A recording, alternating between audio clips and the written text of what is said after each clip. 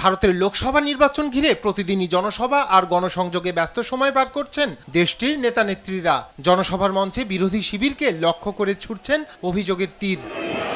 বারবার মোদী সরকারের বিরুদ্ধে দেশের শীর্ষস্থানীয় শিল্পপতিদের পক্ষ নেওয়ার অভিযোগ তুলেছেন রাহুল গান্ধী। সেই প্রসঙ্গ উঠে এসেছে সংসদেও। এবার তা নিয়েই কংগ্রেস নেতার দিকে পাল্টা প্রশ্ন ছুড়লেন মোদী। 5 বছর ধরে সরব থাকলেও এখন আদানি আম্বানি নিয়ে রাহুল রাতারাতি চুপ করে গেলেন কেন?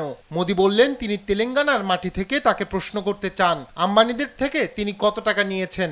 ये करप्शन एक ऐसी फेविकोल है जो कांग्रेस और बीआरएस का कॉमन कैरेक्टर है। ये दोनों एक दूसरे पर भ्रष्टाचार के आरोप लगाते हैं, लेकिन बैकडोर से दोनों ही एक ही करप्शन सिंडिकेट का हिस्सा है।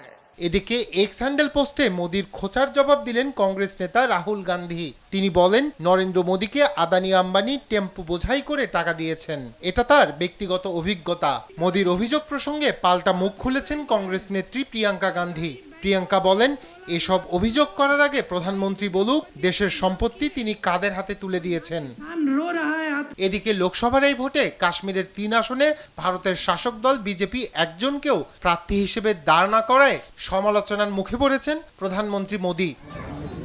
রায়হান কবির শুভ্র, নিউজ ডেস্ক, দেশ টিভি।